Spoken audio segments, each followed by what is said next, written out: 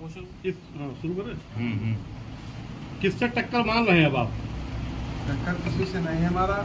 हम न तो बसपा से है और न भाजपा से है। ये दोनों आपस में दूसरे नंबर की लड़ाई लड़ रहे हैं कि हम दूसरे में आ जाएं, हम दूसरे में आ जाएं। हमारा कोई टक्कर इन लोगों से है ही नहीं है। हम आधे से ज़्यादा वोट पा रहे हैं यहाँ। जिस हिसाब से देखा जाए, जिस क्षेत्र की आप जिस क्षेत्र में हैं, इस क्षेत्र में जातिवाद का बहुत बड़ा असर रहा है, तो क्या लगता है इस बार प्रभाव डालेगा जातिवाद? देखिए, जातिवाद का क्या प्रभाव रहा है मैं नहीं जानता हूँ। मैं मंत्री रहा हूँ, पत्नी अध्यक्ष नहीं है, और मेरे क्षेत्र में आप चले जाइए, मैं जाति धर्म पार्टी से ऊंचे उठ करके जो भी जनता आई है हमारे सामने, उसका मैंने काम किया है। इसलिए मुझे तो नहीं लगता है कि जातिवाद का चुनाव हो रहा है कहीं। यहाँ हमें सभी जातियों का वोट मिल रहा है और बड़ा अच्छा रिस्पांस जनता दे रही है। जनता उसी को पूछती है जिसको जनता रिस्पांस देती है। चाहे रोज़ लोग खड़े रहें, उनके विषय में जनता नहीं पूछेगी। जनता हमारे विषय में इसलिए कहती है कि नहीं आ रहे, रोज़ नहीं आ रहे, क्योंकि जनता हमको चाहती है कि वो हम आवें वहाँ और पहुँच करके। तो अब ये सारी चीज़ें 1800 गाँव में प्रत्याशी हर गांव में नहीं पहुंच सकता है। मुस्लिम वर्ग ज़्यादातर देखा जाए तो बसपा की ओर आकर्षित हो रहा है, उस पर सपा के लोग आप लोग जैसे नहीं पहुंच पा रहे, तो कैसे आप उनको मैनेज करेंगे? हम मुस्लिम गांव में भी मुझे लगता है बहुत सारे गांव में, आज से नहीं क्योंकि हम 3 महीना से हमको टिकट मिला हुआ था, और बहुत सारे मुस्लिम गाँव में गए हैं। और मुस्लिम गाँव में जाने के बाद मुझे लगा कि मुस्लिम का तो एक तरफा 100% कहूँ चाहे 95% कहूँ, वो मेरे साथ है। मैं कल कहीं बाहर था ना आज कहीं बाहर हूँ।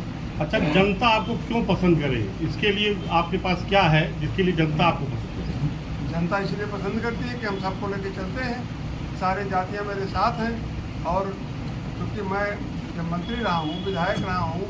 नहीं, पार्टी आपकी सबको लेके चलती है, बात तो समझ में आती है। शिवशंकर पटेल की मैं बात करूँ, शिवशंकर पटेल ही सबको लेके चलता है, इसलिए शिवशंकर पटेल को जनता चाहती है। पार्टी तो लेके चलती ही है। मानीपुर विधानसभा में कैंडिडेट को अभी तक लोग पहचान नहीं पाए कि कौन है, किस तरह आप लोग पहुँचेंगे? 1800 गाँव हैं, 1800 गाँव में लोकसभा के प्रत्याशी को सारे लोग पहचान जाएंगे, ये संभव नहीं है। लेकिन भरपूर कोशिश की जा रही है कि हम जनता के बीच में पहुँचें, पहुँच भी रहे हैं। आज भी मैं कम से कम 8 मीटिंगें करके आया हूँ। उसके बाद प्रत्याशी लगातार आज 20 मीटिंगें लगी हैं। पहुँच रहे हैं जितना पहुँचा जा सकता है। और हमारे 5 दिन बचे हैं मतलब उसको लेकर के, तो आप क्या अपील करेंगे जनता? जैसे आपने कहा कि 1800 गाँव है, 85 जगह नहीं पहुँच पा रहा है। हमारे कार्यकर्ता पहुँच रहे हैं वहाँ, समाजवादी पार्टी इंडिया गठबंधन के लोग पहुँच रहे हैं वहाँ। क्या अपील करेंगे वोटर? क्या संदेश देना चाहते हैं? वो लोग क्या अपील करेंगे?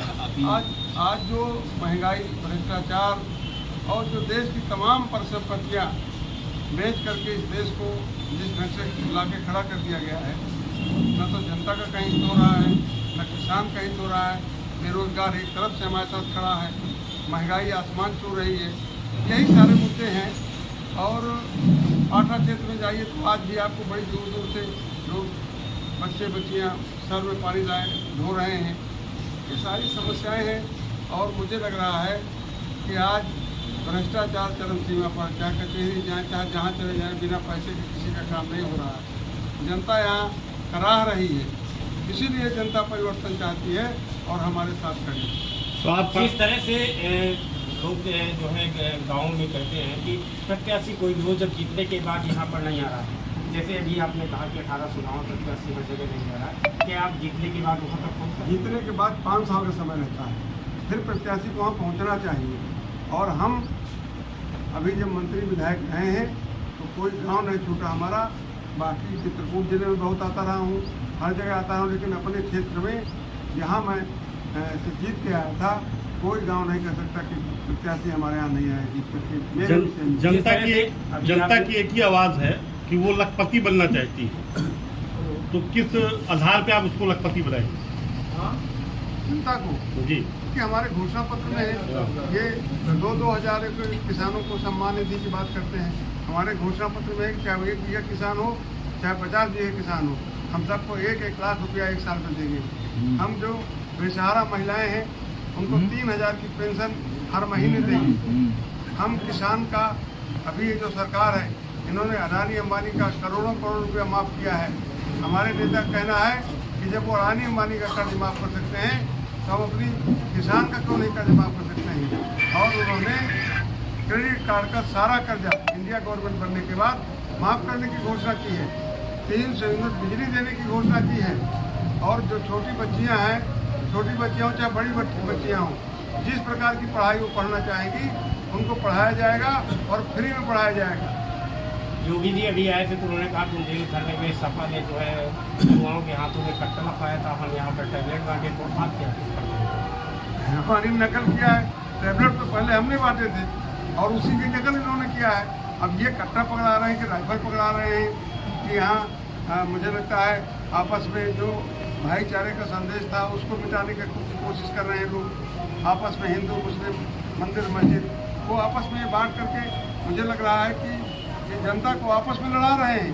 कट्टा बांट रहे हैं कि क्या बांट रहे हैं उनको मुझे पता नहीं है, लेकिन यहाँ की जनता, यहाँ की आवाम खुशहाली चाहती है, इस प्रकार का व्यवहार नहीं चाहती है। और यहाँ जनता आज त्रस्त है। जनता अगर अपनी कोई बात कहती है, अगर कोई ट्रांसफार्मर फूक जाए और जनता कहे हमसे और हम जनता को ना कोई सुनने वाला हो, तो हम चौराहे में आकर के जनता को लेकर के अपनी बात नहीं कह सकते हैं। अगर हम कहते हैं तो हम भी जेल में होंगे और वो जनता भी जेल में होगी। अपनी बात कहने का अधिकार छीन लिया है, इसलिए जनता हमारे साथ है। आप जनता अपील कर दीजिए, जनता से कुछ अपील करना चाहते हैं? जनता से हम यही अपील करना चाहते हैं कि बेरोजगारों को रोजगार देने के लिए, संविधान को बचाने के लिए, लोकतंत्र की रक्षा के लिए आप समाजवादी पार्टी के प्रत्याशी, इंडिया गठबंधन के प्रत्याशी कृष्णा पटेल को चुनाव चिन्ह साइकिल में 20 तारीख को भारी मात्रा में वोट लेकर के और जिताने का काम करें। तभी आपकी सुरक्षा, तभी देश की सुरक्षा, तभी संविधान की सुरक्षा, हमारे हमारे जो बेरोजगार लोग हैं उनको रोजगार की व्यवस्था हम लोग दे पाएंगे। दोस्तों सब्सक्राइब कीजिए हमारे चैनल को और बेल आइकन दबाइए लेटेस्ट वीडियो सबसे पहले देखने के लिए।